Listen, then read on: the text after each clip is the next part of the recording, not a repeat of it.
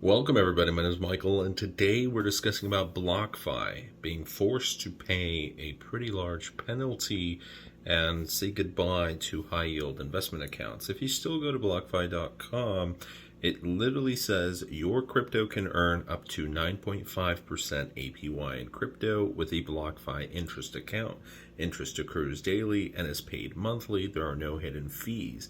And to get up to 9.5%, it's all about how much money you put in. So there's different tiers, and for example, if you put in $20,000 or less than $20,000, it's between 7.75%, 8.75, up to 9.5, which is a fair amount for literally just locking up money. And that's going to beat inflation. That's going to beat the stock market sometimes. That's going to beat a lot of things where you just lock up your money. It's involved in cryptocurrency, yes, but it's not risky. There's no risk to it whatsoever. You actually get paid that guaranteed, at least for a year, and then you renew it and whatever. But Blockfi had a fantastic system. I never used it just because I never had enough money to get into it. But there was a lot of YouTubers who kept saying, "Hey, this is not going to last forever," because it doesn't last forever for any reason. And right now, it's regulation. It's the SEC. It's a big $100 million penalty. But regardless of what was supposed to happen, this was something you could see easily coming in. Now, whether it was because the company decided, hey, we're paying out too much money, we want to be a little bit more profitable, we want to have a little bit more greedy executives just trying to get more money in our pockets, or maybe, just like with BlockFi, you get regulation that unfortunately stops everything. The party is over. So it's one of the largest SEC settlements that has been reached and paid by a cryptocurrency company. Over $100 million is going to settle ongoing multiple investigations from the U.S. Securities and Exchange Commission, and alongside that, multiple state securities regulators. So it's all because of securities. You remember the Howey test and all that. So BlockFi will discontinue new high-yield accounts for most U.S. residents. So there's still a chance that you can still sort of get into there, but it's tough. So BlockFi spokesperson Madeline McHugh said it would not comment on market rumors. However, we can confirm that clients' assets are safeguarded on the BlockFi platform, and BlockFi interest account clients will continue to earn crypto interest as they always have.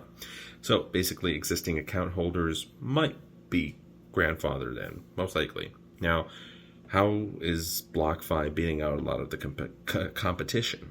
If you lock up Bitcoin, Ethereum, Tether into savings accounts, you're able to get paid a fair amount. Again, compare this to your 401ks, Roth IRAs, compare this to normal mutual funds, and then you look into cryptocurrency, because a lot of people who love Bitcoin, Ethereum, they're just going to buy it outright and hodl them, and that's fine, and you're able to do that strategy.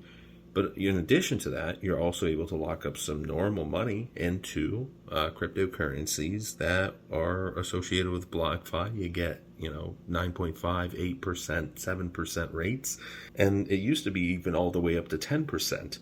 Now, the SEC has stated that it's basically unregistered securities. This was back for allegations back in November that these BlockFi interest accounts, unfortunately, didn't pass their tests.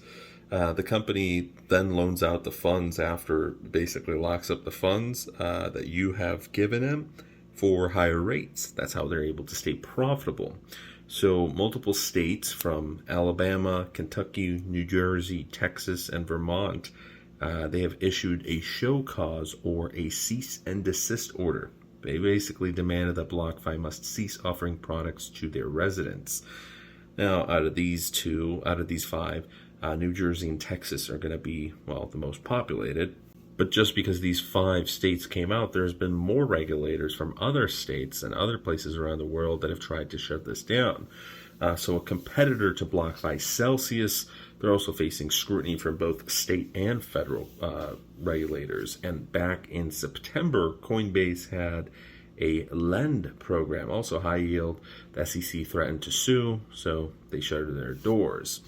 Now, if it is indeed accurate with the news, the $100 million that was paid out from BlockFi to the SEC would be one of the largest cryptocurrency enforcement actions to date as of this point, which is pretty crazy. If you look back what happened in 2019, the SEC fined Block about $24 million for their role in staging the EOS initial coin offering.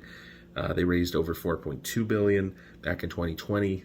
Telegram paid an $18.5 million fine, and they refunded $1.2 billion for their Ton token launch. So that's basically it. It's kind of sad. I mean, it's not fully over, but again, if I had the money, I would definitely go into it. It's easy money.